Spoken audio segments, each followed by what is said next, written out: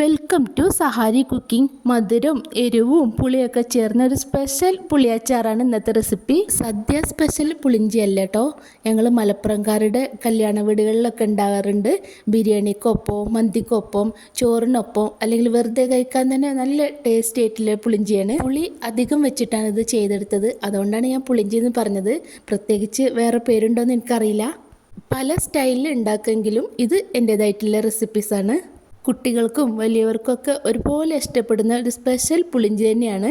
കഴുകി വെച്ച പുളി നന്നായിട്ട് പൊതിർത്തിയെടുത്ത് പിഴിഞ്ഞെടുത്ത് ഒന്ന് അരിച്ചെടുക്കണം. കുറച്ച് അധികം അളവിൽ ഞാൻ എടുക്കുന്നുണ്ട്. എനിക്കിത് സൗദിക്ക് കൊടുത്തുവിടാനും കൂടി ഉള്ളതാണ്. എത്രയാണോ വേണ്ടത് അതിനനുസരിച്ച് ഇൻഗ്രീഡിയൻസിലൊക്കെ ഒന്ന് മാറ്റം വരുത്തിയാൽ മതി.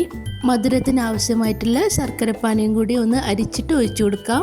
അല്പം ഉപ്പും കൂടിയും ചേർക്കാം, ഒരുപാട് ചേർക്കണ്ട, പിന്നീട് നോക്കിയിട്ട് ഇടാം. ശർക്കരപ്പാനിയും പുളിയും ഒക്കെ ഒന്ന് യോജിച്ച് വെന്ത് ഒന്ന് കുറുകി വരാനുണ്ട്. അത്യാവശ്യം ഒന്ന് കുറുകിയതിന് ശേഷം ഒരു കപ്പ് ഒന്ന് ക്രഷ് ചെയ്തെടുത്ത കാരക്ക ഒന്ന് ചേർത്ത് കൊടുക്കാം.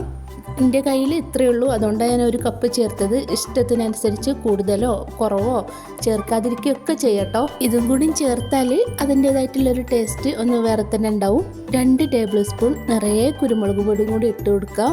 എരിവിനനുസരിച്ച് കൂട്ടും കുറക്കൊക്കെ ചെയ്യാം. കാരക്കയും കൂടി ചേർത്തത് കൊണ്ട് ഇടയ്ക്ക് ഇളക്കി കൊടുക്കുന്ന വേണം. തീ കുറച്ച് വെച്ചിട്ട് അടി പിടിക്കാതെ നോക്കണം. ഓരോ ടേബിൾ സ്പൂൺ വീതം കടുകും ഉലുവയും ഒന്ന് വറുത്ത് പൊടിച്ചെടുക്കണം. ഇതും കൂടി ഒന്ന് ഇട്ട് നന്നായിട്ടൊന്ന് മിക്സാക്കി കൊടുക്കുക.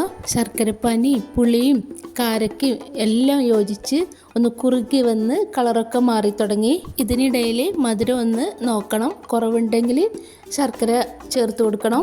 അത്യാവശ്യം ക്വാണ്ടിറ്റിയിൽ പുളി എടുത്തത് കൊണ്ട് അല്പം മധുരത്തിന് കുറവുണ്ട്. 3 ടേബിൾ സ്പൂൺ പഞ്ചസാരയും 2 ഏലക്കായും കൂടി ചേർത്ത് മിക്സിയിലൊന്ന് പൊടിച്ചെടുത്തതാണ്. അതും കൂടി ഇട്ട് നന്നായിട്ട് ഇളക്കി കൊടുക്കാം. ഉപ്പോ മധുരമോ എരിവോ എന്തെങ്കിലും കുറവുണ്ടെങ്കിൽ ഈ സമയത്ത് ചേർത്ത് കൊടുക്കാം. ഒന്നും കൂടി ഒന്ന് കുറുകി വരട്ടെ. ഈ ടൈമിൽ തൂമിക്കാനുള്ളത് റെഡിയാക്കി എടുക്കാം. വെളിച്ചെണ്ണ ഒഴിച്ചു കൊടുത്ത് 1 ടേബിൾ സ്പൂൺ കടുക് പൊട്ടിയതിന് ശേഷം 1 കപ്പ് ഇഞ്ചി അരിഞ്ഞെടുത്തതാണ്. കുറച്ചധികം അളവിൽ എടുത്തിട്ടുണ്ട്.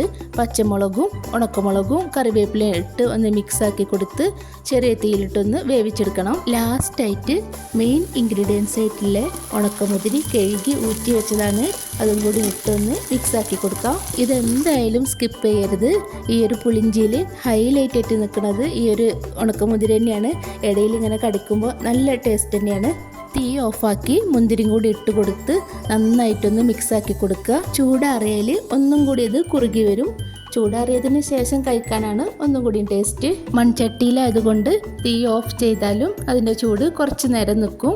ഒന്ന് തണുത്ത് വരാൻ സമയമെടുക്കും. മുഴുവനായും തണുത്തതിന് ശേഷം പാക്ക് ചെയ്യാനുള്ളതാണ്. ഇതുവരെ ഇങ്ങനെ ഉണ്ടാക്കി നോക്കിയിട്ടില്ലെങ്കിൽ മസ്റ്റായിട്ടും ഒന്ന് ട്രൈ ചെയ്യണം. എല്ലാവർക്കും ഒരുപോലെ ഇഷ്ടപ്പെടുന്ന ഒരു റെസിപ്പി തന്നെയാണ്. നിങ്ങൾക്ക് ഈ വീഡിയോ ഇഷ്ടമായെങ്കിൽ സബ്സ്ക്രൈബ് ചെയ്ത് നിങ്ങളുടെ അഭിപ്രായം ഒന്ന് കമൻറ്റ് ചെയ്യണേ.